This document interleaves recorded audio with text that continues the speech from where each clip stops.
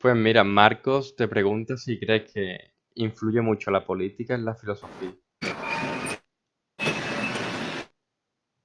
Más bien ha sido, fíjate que ha sido al contrario, ha sido la filosofía la que ha influido mucho en la política.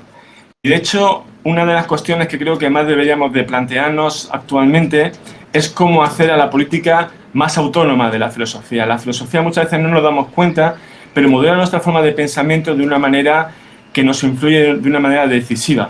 Digo esto porque la política ha estado muy influida por el más grande filósofo de todos los tiempos. Decía Whitehead, un filósofo inglés, que toda la historia de la filosofía no eran más que notas a pie de página de Platón. Y efectivamente, Platón hace 2500 años tenía una visión de la política que era muy despectiva, que era muy negativa. Entonces intentó llevar la cuestión política a que funcionase como la filosofía. ¿Qué quiero decir con eso? Que la quiso hacer muy teórica y la quiso hacer regida por la cuestión de los fines y de las metas, con lo cual él decía que los mejores políticos tenían que ser los filósofos. Entonces, toda la tradición occidental es un intento de la filosofía por dominar la política. La política es otra historia. La política, en ese sentido, tiene un enfrentamiento muy fuerte con la filosofía, porque mientras que la filosofía es más teórica, la política es mucho más práctica, tiene que ver con la actividad, es casi como una performance estética donde tú no sabes lo que va a suceder. La política es el reino de la libertad, allí donde la filosofía es el reino de la verdad, y hay un conflicto básico que es muy difícil de eliminar.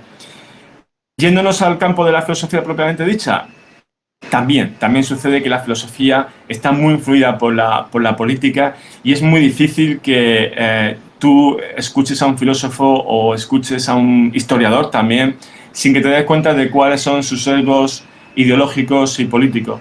Por eso es muy importante siempre para un filósofo que explicite cuáles son sus preferencias ideológicas. En este sentido, yo siempre digo que yo tengo una filosofía en todos los sentidos muy influida por el liberalismo, en el sentido de que yo pongo el valor de la libertad por encima de todos los demás. Eso es un poco lo que nos diferencia a los liberales de los conservadores y de los socialistas, mientras que con los conservadores tenemos en común que ambos preferimos la libertad y el orden, pero los liberales preferimos la libertad por encima del orden, mientras que los conservadores prefieren el orden por encima de la libertad.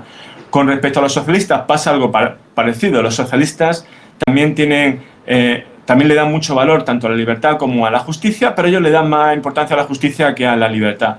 Al fin y al cabo siempre se trata de un conflicto de valores y de cuál es la forma que tienes tú de ordenar esos valores en tu jerarquía vital. Y eso claro que va a influir en tu filosofía. Una filosofía orientada por la libertad incluso va a tener una visión de la realidad completamente diferente al modelo determinista que puede tener alguien que no lo valora tanto.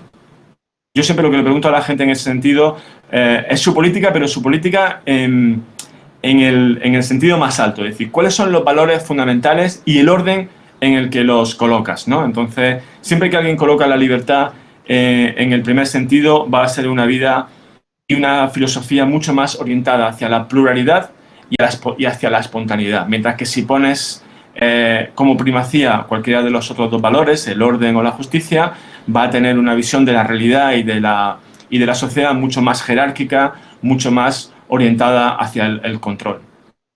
Sí, eso que comentas es muy interesante, es como en hacer una pirámide de valores y a partir de ahí puedes desarrollar tu forma de ver la filosofía y demás, ¿no? O sea, lo que te has dicho, si pones uno por encima de otro, pues tiras más para el liberalismo, si no, pues para el socialismo.